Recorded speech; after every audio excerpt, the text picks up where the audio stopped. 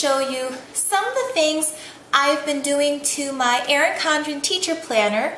It's not yet time for school, but I've been filling things in, preparing the calendar, and making some plans, and recording information that I'm already aware of for the upcoming school year. And I want to show you some of the modifications I've made to make this planner really work for me. So I'm going to flip the camera around, and we're going to go through it together. So here we have my Erin Condren teacher planner, the cover, and when we open up to the inside, one of the things you will find right off the bat is my inside cover. I have taken a collection of my favorite kinds of post-it notes. I have some traditional standard ones. I have the full page sticky. I have the little mini ones that fit perfectly inside the boxes. And I kind of made this into, a little workstation. So this way, as I'm going through my plan throughout the year, if I need a post-it note, I just go to the cover, pop one off, and there you have it. Turn the page. And I filled in the All About Me, but I've not filled these things in yet because honestly, I just haven't gotten to writing down my websites and my passwords.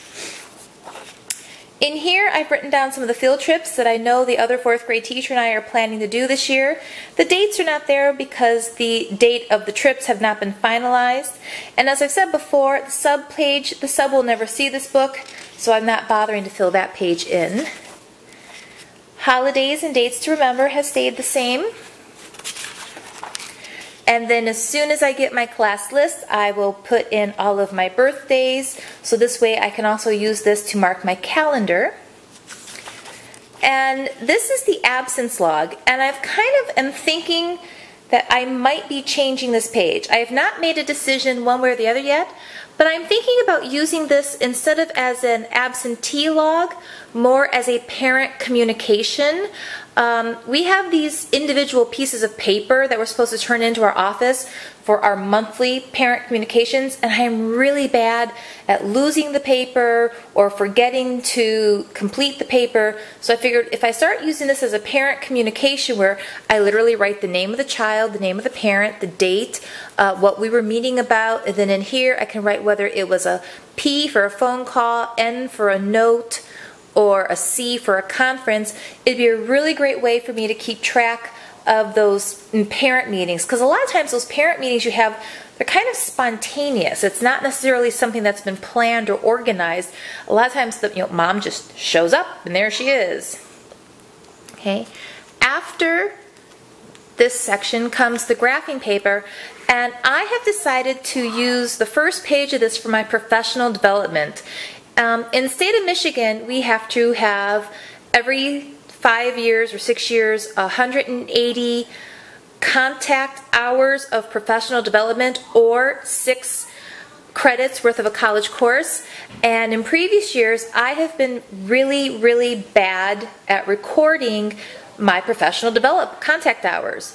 So I'm going to start using these 2 pages this year as a way to record everything that I do professional development wise, so this way at the end of the school year I remember what I've had contact with. So like right now, I know that in August I have 1 professional development on the 20th and 21st using literacy to support content area instruction, and that will be 11 total contact hours of professional development. And then on August 25th through 27th, it is introducing the revised everyday mathematics for Common Core, and that is 18 total hours of PD. So this way it's in one place, it's not on a separate sheet of paper, and I will never lose it again. Coming to the year plan, year at a glance, I've started putting some things in here, and let's see if I can zoom in a little so you can see it better. So for December so far, I just wrote a couple of books that I really want to remember to use. I planned to read these 2 books last December, completely forgot about it. Got wrapped up in holiday stuff and school business and forgot all about it. For September, I made a note to myself that I want to do a Stephen Kellogg author study with tall tales and figurative language. I have all the books, Pecos Bill, Johnny Appleseed, and Paul Bunyan, and I love Stephen Kellogg. He's an amazing author, does great illustrations, and so that's the kind of book that I can literally project up onto the wall and we can look at the pictures and talk about the figurative language. In October, I want to do Harry Potter for our read aloud, and then I purchased from teacherpayteachers.com a persuasive writing pack, and there was several Halloween themed questions. So this is a note to literally remind myself, go to Teachers Pay Teachers, dig out the questions, put those in your lesson plans. In October, I want to do a fiction versus nonfiction, and we'll do Stella Luna versus, I have several nonfiction books on bats, a couple from National Geographic, and one that I bought at the Cranbrook Science Institute last year. So we'll compare similarities and differences. And then I want to do an expository writing on bats. So again, this is just for, notes to myself for things that are going to be taking place throughout the course of the year, so I don't forget. Okay. And then when you turn the next page, we come to August. And here are some things that I've written to myself that I want to make sure I cover, just language arts to cover. Homophones, homonyms, synonyms, onomatopoeia, personifications, sensory words, similes, metaphors, facts versus opinion, idioms, antonyms, pronouns, roots and affixes. These are some of the big items that I want to make sure that I do not forget to cover in focus lessons this year. And then moving on to August. Here is my August calendar. I put in my daily dots to mark all of my days of the week. And then right here, this on the 20, I can't read the dates. The light is so bright I can't see it. On the 20th and 21st is my literacy professional development. And then the following week, these 3 days are my everyday math. And I've got the date and the times on here. And then just a few stickers in the open spaces, because you know me and my love affair with stickers. And then this book will actually go with me to my professional development, and this is where I will be taking notes from those PDs. This way there's no more separate folders with a few notes here and a few notes there. Everything will be self-contained, and you have 3 pages. September, I have here Tuesday and Wednesday, the 1st and the 2nd, I have professional development at work. And then the first day of school is the next week on the 8th, the way Labor Day falls. I've put in my stickers for my staff meeting. On this day, we have another professional development. On this day, we have no school because I believe it is maybe Ramadan or Eid. I can't remember which one it is. Right? And then not only do I have notes for my own school, but a few things I keep in here, like this says boys no school, boys no school. On these 2 days, I need to remember that my children are out of school that day for whatever reason. Probably they're having professional development, and I need to make sure I have a babysitter arranged, right? And then of course, a few little stickers. And then this book again will go with me to my September professional development, so I can record any notes I need to have. Moving on to October. I love October. I love orange and the colors and pumpkins, and fall is my favorite time of year. It really is. But so I've got all my stickers in there. My daily dots are in there. And then I know October 7th is count day. And then this little note, grading window opens. This will be for our first progress reports.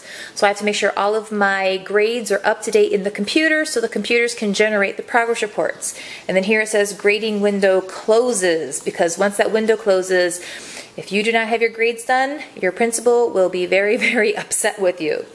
Staff meeting, and this day progress reports are due. Happy Halloween. So lots of stuff going on in October. Okay, I'm going to skip the note pages and go to November.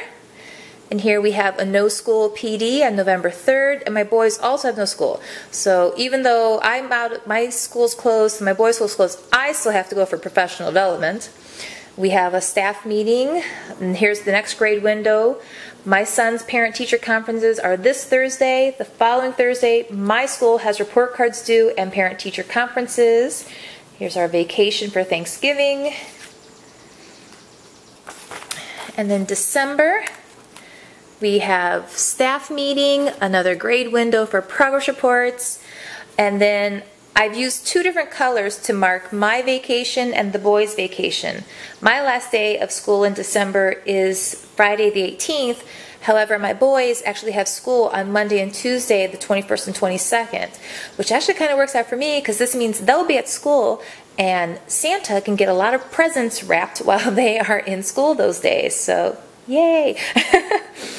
So, and then when you get to January, I've started just backing off with the other stickers, like the decorating, because I'll get to that in time. But again, I just have staff meetings, Martin Luther King, February. Now I'm down to basically conferences, report cards, and staff meetings. Midwinter break is here. More notes for March. April. May. Oh, I should have put my birthday in there. I didn't mark my birthday. And then June. And then for my boys, their last day is June 15th. And this year, my last day is June 16th. So I've basically went through and I've done the entire calendar for holidays, staff meetings, professional developments, days off, conferences, progress reports. So anything that was on the teacher calendar that my school provided me has now been transferred into this book. And July is blank because we don't do anything for school in July. Okay. And then moving on to lessons, I've only touched upon this so far. I'm doing very loose lessons for the first week, and part of that is because I kind of sort of know my schedule for next year. My school shares our prep teachers with another school, so we will always have our preps in the morning, and the other school always has them in the afternoon. So I already know my lunch period and the entire routine for my afternoon. It's basically going to be the exact same thing that it was last year.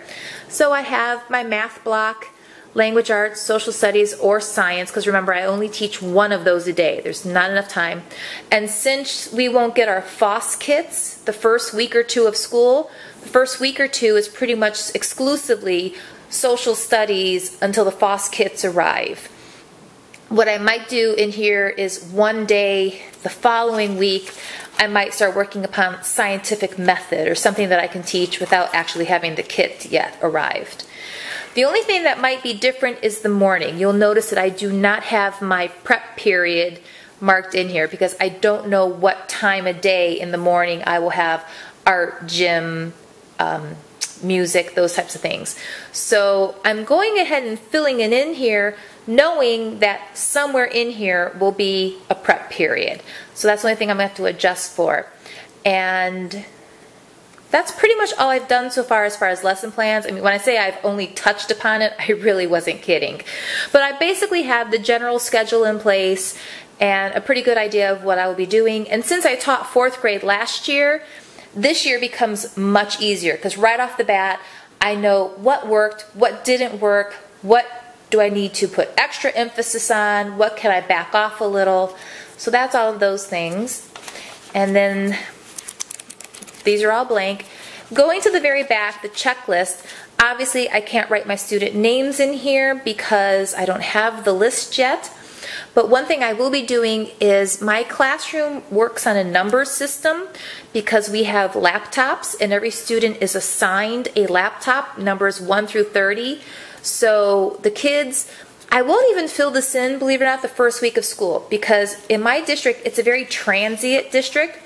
So we have a lot of children who don't even show up until the following week. Now, I'm very serious. Last year, the first day of school may be the day after Labor Day, but for a lot of the children who are coming back from Iraq, children who are returning from Bangladesh or wherever it is they're visiting relatives, a lot of those children will not arrive until the following Monday.